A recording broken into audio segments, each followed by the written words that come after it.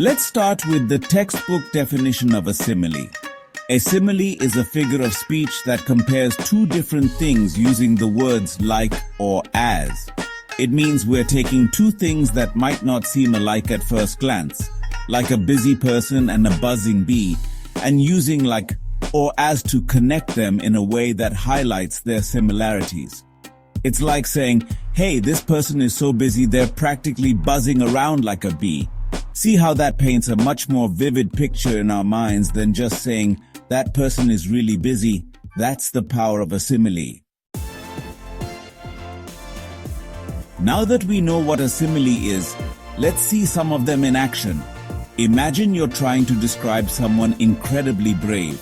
Instead, you could use a simile and say, they were as brave as a lion.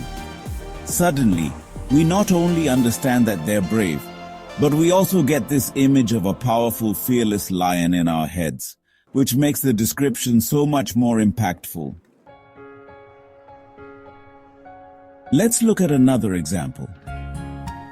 Her smile was as bright as the sun. It's like saying her smile could light up a whole room, just like the sun lights up our world.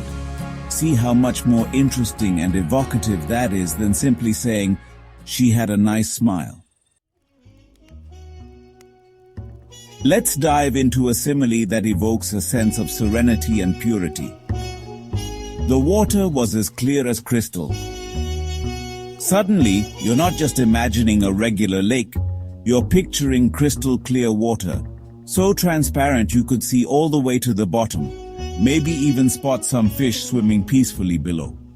That's the power of a well-crafted simile. It can transport us to another place, engage our senses, and make the writing truly come alive.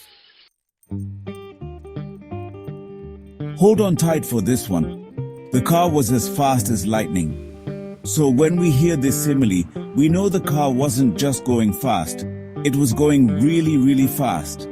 It's like saying the car was a blur of motion, zipping by in the blink of an eye, just like a bolt of lightning. Similes like this help us exaggerate and emphasize certain qualities, making our writing more dramatic and engaging. Now, let's step into the world of poetry, where similes truly blossom. In Robert Burns' famous poem, he writes, "My love is like a red, red rose." Here, the speaker compares their love to a vibrant red rose, and it's not just about the color. Roses are often associated with passion, romance, and beauty. So the simile suggests that the speaker's love is just as intense, beautiful, and full of life as a freshly bloomed rose. William Wordsworth, another poetic giant, gives us this gem. "I wandered lonely as a cloud, just like a cloud drifting effortlessly across the sky, untethered to the world below. The speaker wanders alone, perhaps lost in thought, or simply enjoying the tranquility of their surroundings." It's a simile that captures a specific feeling or state of being, allowing us to connect with the speaker's experience on a deeper level. Even Shakespeare, the master of language himself, couldn't resist a good simile. In Romeo and Juliet, he writes, "Her cheeks are like roses." It's a way of saying her cheeks were flushed and rosy, perhaps due to shyness or excitement, just like a beautiful rose in full bloom. It's a simple comparison, but it adds a touch of romance and imagery to the scene. Let's take a moment to contrast similes with metaphors.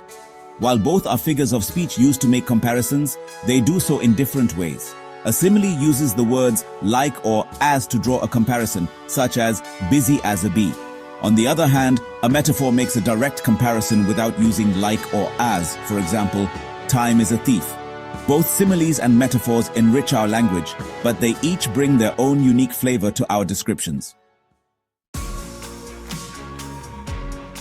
And there you have it, folks. Now you know all about similes and how to use them. Remember, similes are like spices in cooking. A dash here and there can make all the difference. They can make your writing more vivid, engaging, and memorable. Happy writing, and keep those similes shining bright.